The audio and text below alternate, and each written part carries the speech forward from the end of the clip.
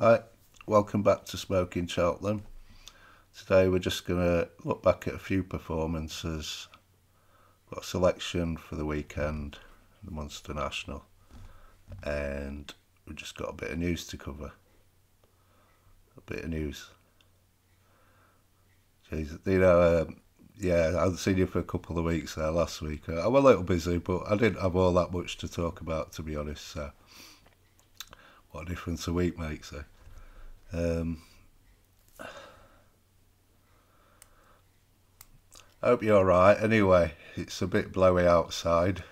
It's not the nicest, is it? I'm hoping Blue's okay today.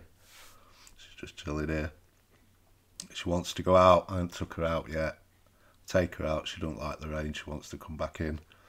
So hopefully she'll play along. I think after this I'll just have to take her out regardless.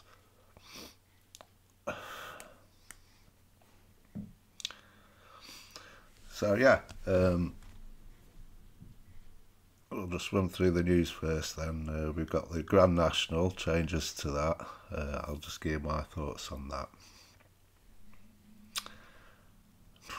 I mean, some of the changes they made there, obviously, that I don't think anyone would argue with them. They're like really positive, Uh,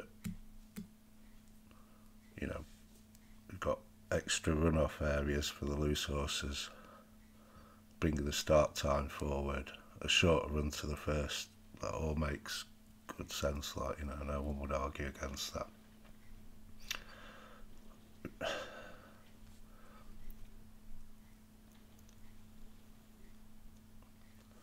Knocked it down to 34 runners.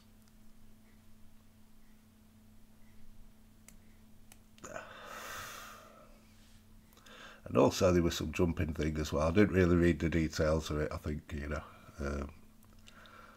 it's something about mistakes in 50% of the races or something. So what I thought I'd do, I thought I'd just have a look back there at the recent history of the race, like, the last 10 years or so, and see how these changes would have affected it. Right, last year, Vanillier, I'm not sure he'd have got past this 50% mistakes rule. Like I said, I didn't really look in the details of it. I don't know, maybe it'd have been okay, but, maybe not. And obviously that were a big day for connections of Vanillier there, coming second. So a few years ago, we had the first female winning jockey of the National, didn't we, on Manila Times? Well, that didn't happen anymore. Funny enough, Henry had the second that day to Balco de Flo, but he also had Chris's Dream in the race, which were much shorter price than Balco de Flo. So I'm kind of guessing Rachel would have probably been on Chris's Dream, which didn't complete. Right, 2019, Tiger Roll, fourth place was Walk on the Mill that day. Big day for connections of that horse. Robert Walford, the trainer. Yeah, that wouldn't happen. The year before, third place, Bless the Wings. He wouldn't have been in the race, he wouldn't have been third. And the fifth horse, Milan Star, yeah, Bryony Frost. I imagine she had a thrill on that horse, kept coming fifth. Yeah, that didn't happen, sorry Bryony.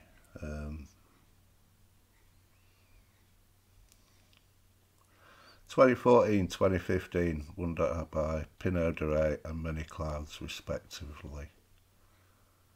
Fourth place them years was Alvarado. I'd imagine Alvarado's a bit of a legend at Fergal O'Brien's. Yeah, that didn't happen. 2013, Aurora's Encore famously won a big price with 66s, I don't know, for Sue Smith and Ryan Mania. Big day for those. Career highlight, I'd imagine. Yeah, that didn't happen either. So yeah, it's going to make a huge difference. Kind of rewriting history here.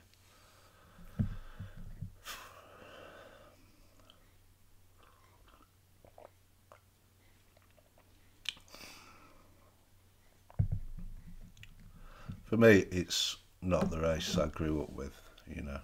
It's kind of lost its romance now.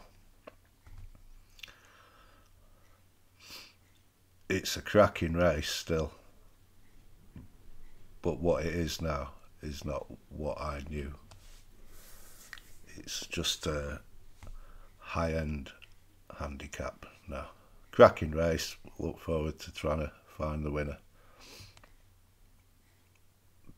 But yeah, I feel sad about it anyway. It makes me feel sad. So that's just my thoughts on that.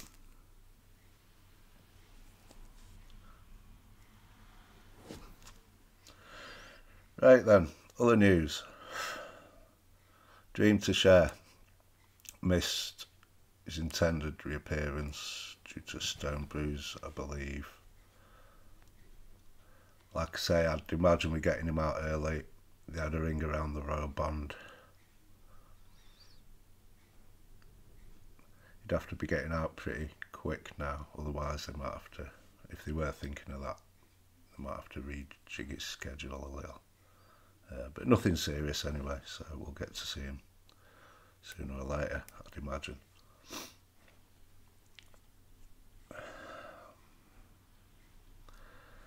And a Gamine out for the season. That's a shame. I mean, us Ramblers won El Fabiolo, you know. Part of the enjoyment with these playing ante-post how we do is to sort of watch your prices get smaller there. But that's not really the way you want to do it, is it? But, you know, he was awesome in last year's champion chase. Awesome. But yeah, sadly, he's not going to be around this season. El Fabiolo is 5-4 now, top price. So, you know, if you did like the El Fabiolo Constitutional double over the summer, you'd be feeling quite happy with that at the moment. Good Land is also out for the season. I'd imagine he'd have made into a Turner's contender. So Flooring Porter is going over fences. Fair play to him. If he's going to be like a Faheen, a Sharjah. Oh, just on Sharjah, yeah, apologies, I did mention the Royal Bond for him. Of course, I meant the Drinmore. One day I might get through one of these videos without making a mistake, but I wouldn't be taking short odds on that. Yeah, Flooring Porter. Could be like them or Time Hill. I don't know, but having a crack at it. He won't be on my radar personally for anything at Cheltenham. Gaelic Warrior.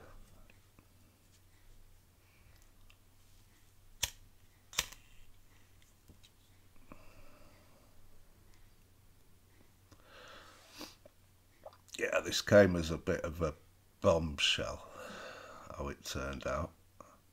I did plan on saying Richie has confirmed Gaelic Warrior is staying over hurdles today, which he did apparently last week.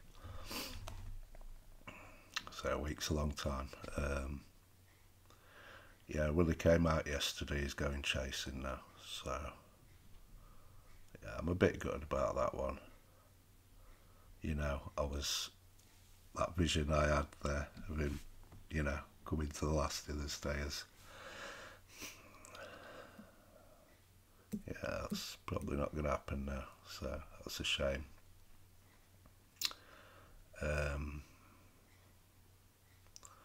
As for the Browns, like I said, I couldn't have him on that track.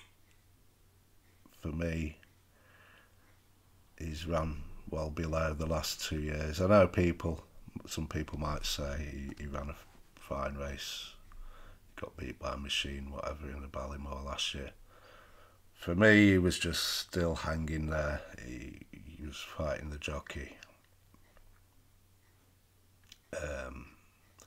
And I'd have thought a fence would maybe exaggerate that, if anything.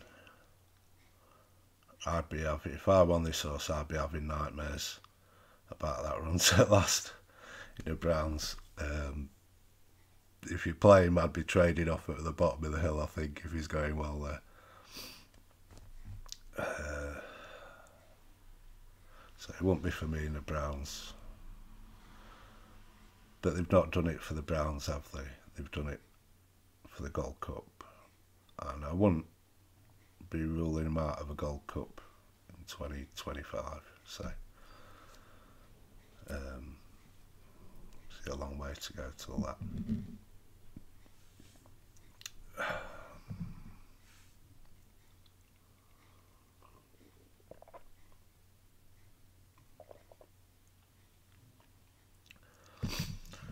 Me and Willie, we have our disagreements over the years. I'd say it's probably about 50-50.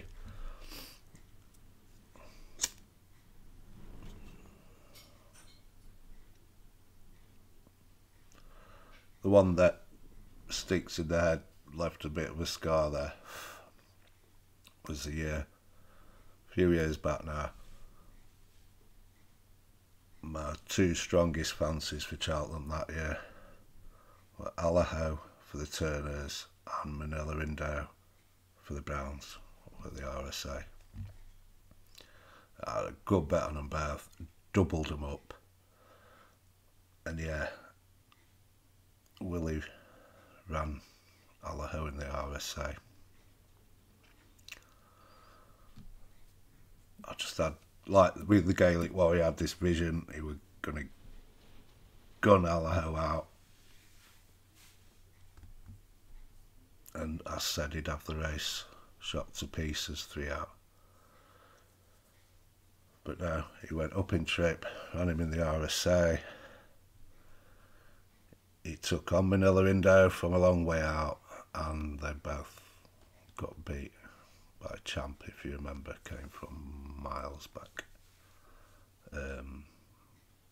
Year after, of course, they won the Ryanair and the Gold Cup respectively.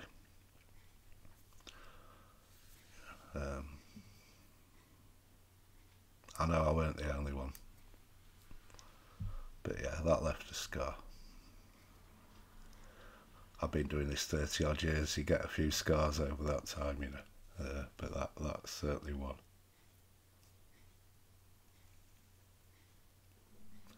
In the interest of balance, like I say, it's about 50-50. Willie amazes me sometimes. I remember Jack Adam. I backed him in the Hennessy. I think I might have backed him in something else. Looked a weak finisher to me at the time. Willie ran him in a Thyestes with top weight. I thought he was fucking mad. Honestly, I thought he'd lost the plot running this horse in a Thyestes with top weight. Of course, he won. So yeah. But yeah, for me personally, I think they've gone the wrong way with this horse. Certainly for this season. I mean, if he turns out and he wins the Gold Cup in the future, then he's obviously fully justified there. But for this season in the Browns, he wouldn't be for me anyway. Oh, I just wanted to see that, you know, I wanted to see that. You never know. He might jump sideways and he might go back over hurdles. He did sort of slightly leave the door ajar there. Just slightly. Unlikely, I'd have thought, but you never know.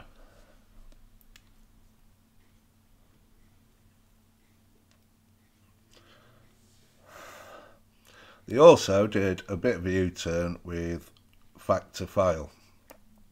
Now I kind of feel a bit bad about this because some guy wrote in the comments and asked me where did I hear this. I swear Frank Berry in the Racing Post said this horse was staying over hurdles. I can only report what these guys say. It's changing their minds every 2 minutes. I can't do much about that. But yeah, apparently he's going chasing now as well, which we don't mind that. We had a little bit on him at the Browns at a nice price there, 28s I think it was. But he could end up in a Turners easy. Yeah, like I said, the fact he's doing a bit of a Florida Pearl with this horse. I think he won't be doing this unless he thinks this horse is possibly Gold Cup class. So I'd take this horse very seriously. So I had a little bit on him for the Browns. But he could easily turn up in a Turners.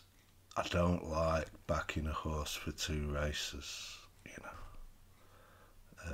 You're just halving your odds there, you know. I did it very occasionally. I did it with galloping. I won him at 40s for the RSA and I backed him at 22s for the Turners as well. I stood to win a lot more for the RSA, but he didn't win either, did he? Anyway.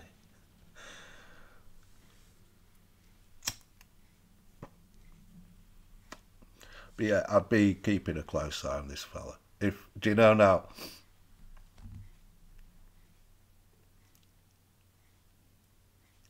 Yeah, Sky Bet do some mad request to bet things and that. I'd be keeping an eye out for, say, fact to file to win either race at Cheltenham this year and the 2025 Gold Cup. If you got some like 3-figure price on that, 100 to 1 or so, that'd be worth throwing a bit of change at. Yeah, keep an eye on that. Obviously, we haven't even seen him jump a fence yet. It might be useless, but yeah, I'd have that in the back of my mind anyway. That's the sort of thing I'd be looking for. So yeah, plenty of news. Week's a long time in racing.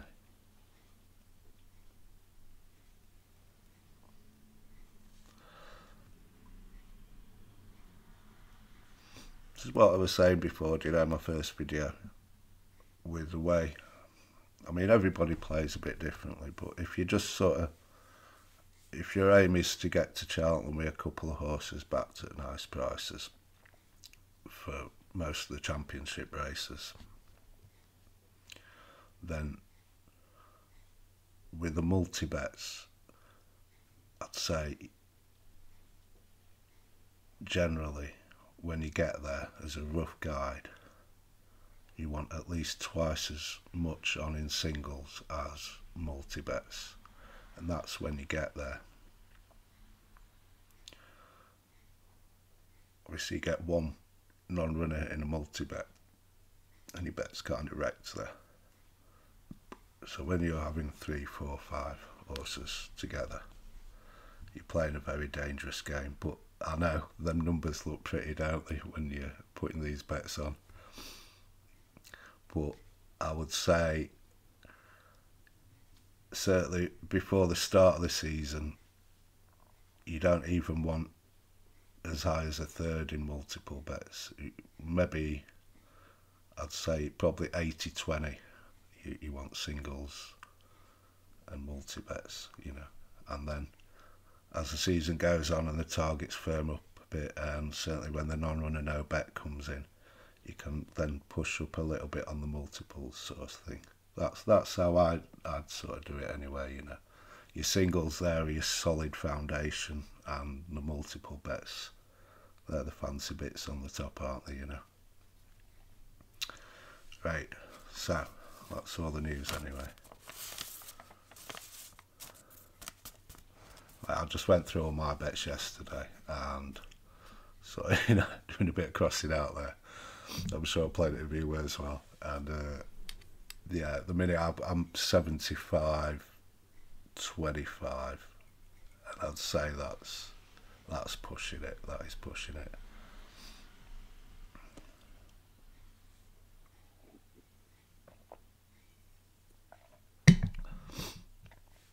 Right, well, yeah, we'll just look back at a few performances there.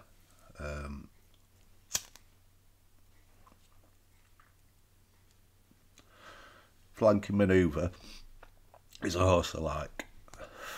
He was a cracking bet this day. They well backed into 5-4 in his beginners. He'd got place form in graded races. Yeah, he settled him sort of rear and mid division, moved smoothly through, put the race to bed in a matter of strides. He's got a touch of class, this horse. Looking forward though, he's an 8-year-old now. He's only had 9 runs in his career. 3 bumpers, 3 hurdles, 3 chases. He's clearly had his issues. Only once has he managed more than 2 runs in a season. He managed 3 runs once. The rest of the time it's been 1 or 2 runs a season. So with that in mind, I couldn't really... I mean, he looks like a nice type for, say, the 4-miler at Cheltenham. But with his overall profile there, I personally couldn't be backing him ante-post for Cheltenham. Hopefully he can put his issues behind him and build on that, and then we can have a look closer at the time. But, just getting his profile, there'd be some doubt if he can build on this. Paul Lefille. I almost said that right. Yeah, Paul Lefille. Feels. Yeah, should come first time. 5-year-old point-to-point winner. I like this horse. He caught my eye on debut first time out. Boxing Day, Leopardstown. Nailed Did I Ask You That on the line. Stayed on really well. He went on from there to Aintree, ran in a grade 2 bumper. Got beat 4 lengths into 5th. Again, shaping like a greater test of stamina would suit. Reappeared in a 2.5 mile maiden. I think he went off 11-8. The path, he kind of spooked at this path there a bit. Showed, yeah, his inexperience, greenness, come on a lot for the run.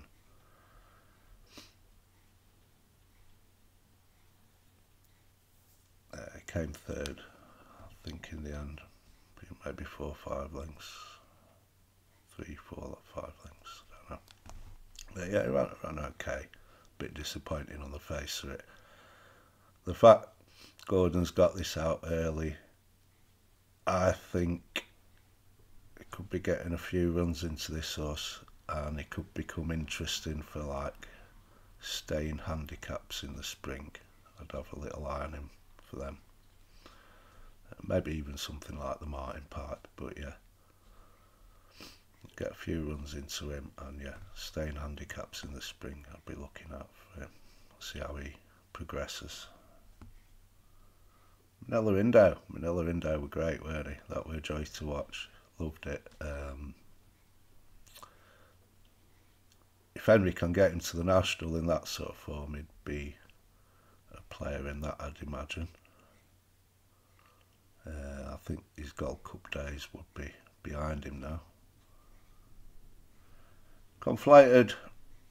Yeah, we knew Conflated, I think Gordon had issued the usual warnings, he'd come on for the run and all this. On the face of it, he was disappointing. Came last, beating nearly 20 lengths. His last 2 visits to Leopardstown, he's won the Savills and the Irish Gold Cup. I'd imagine the Savills, they've got a big ring around that for him. And he kind of sets the bar for that race, because I don't think Galloping would be going to Savills. So he kind of sets the bar, you know, for the likes of Jerry Colombe. And he did mention the cross-country race. I think he's mentioned that for him as well.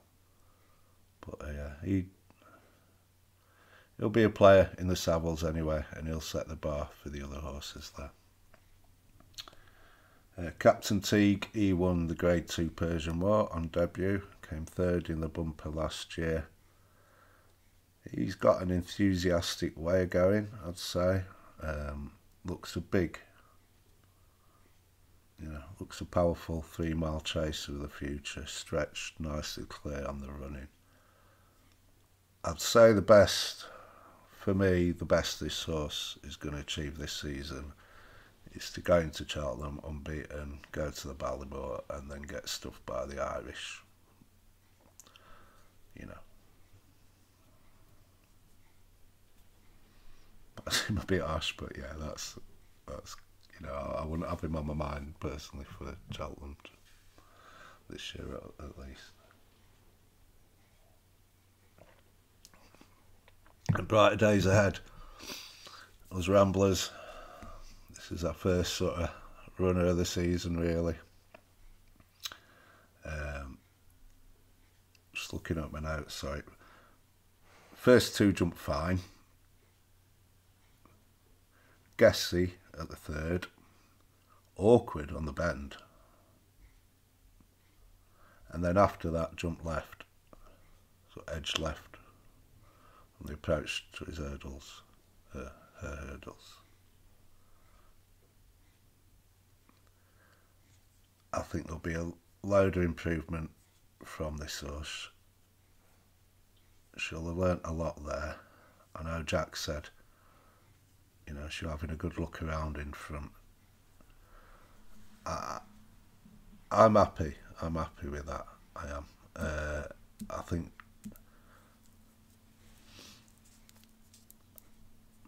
the one thing I'd say, but by the time she gets to Cheltenham, she's going to have to be professional, you know. So she's going to have to learn fairly quickly this season. She's, you know, she looked very green there. She's got a ton of ability.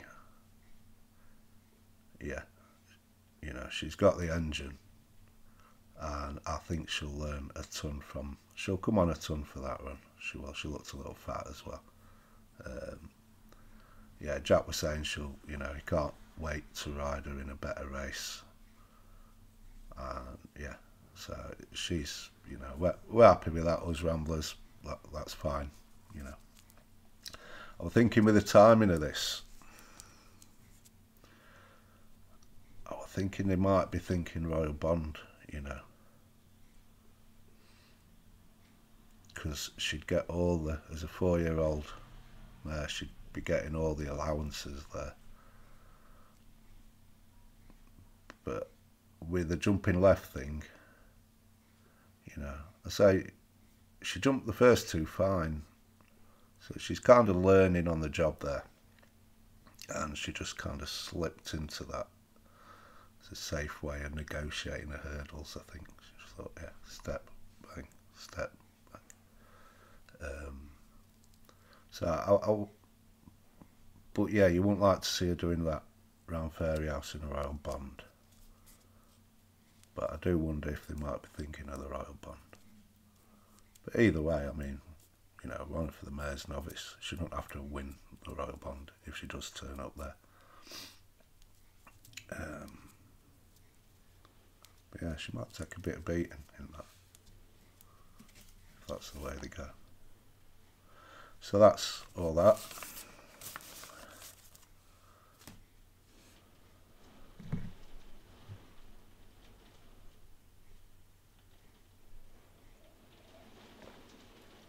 Right, it's Friday morning, so I haven't got Sunday's decks as yet.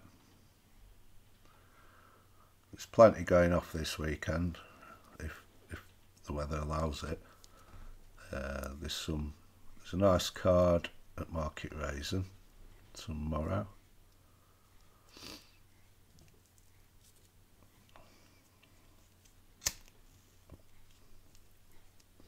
I think it might have been Newton Abbott or something. Another interesting card anyway.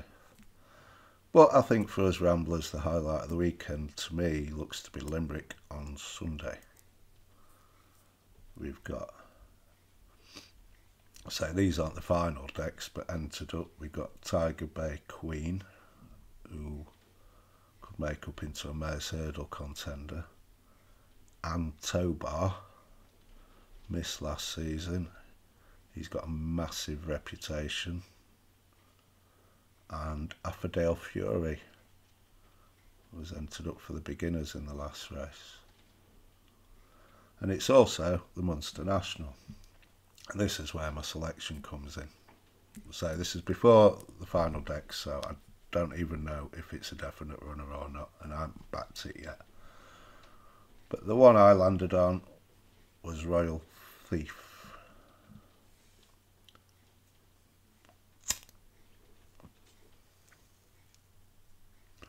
This 9-year-old has moved from Henry de Bromhead to Gordon Elliott. That's just by the by. If it was still with Henry, I'd be liking this horse for this race. He's had his issues, 9-year-old now. He's had 2 bumper runs, 6 hurdles, 4 chases. 12 runs there. He's pretty light the race for his age.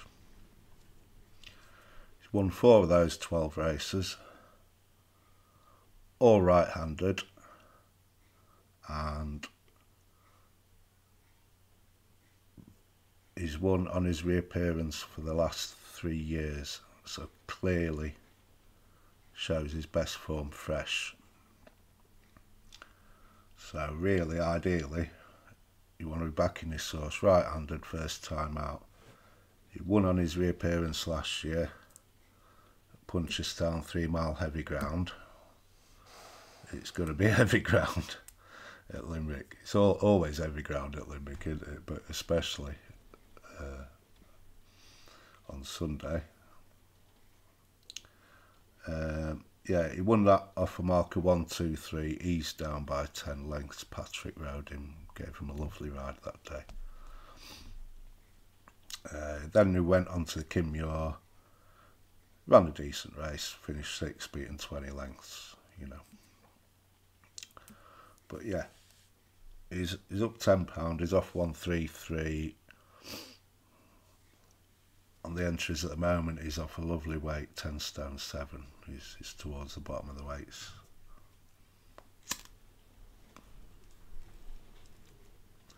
But yeah, right-handed, first time out. Heavy ground's not a bother. But I mean, he ticks a lot of boxes for me, so competitive race, you can make an argument out for plenty, as you would expect, but I have a little pop at him, and I think 10-1, he was sort of between 8s and 10s.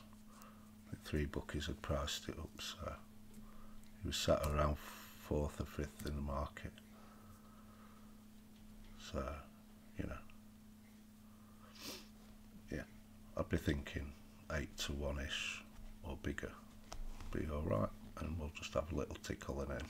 But yeah, tough race to find a winner.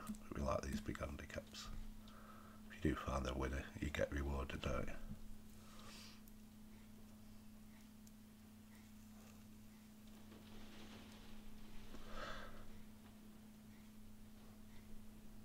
That's it then. Next week, Monday, Tuesday or Friday would be the possibles.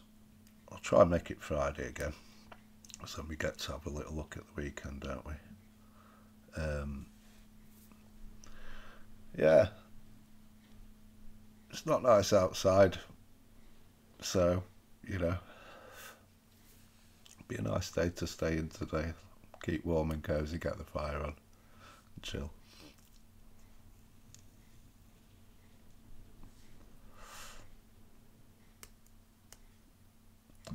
that's it.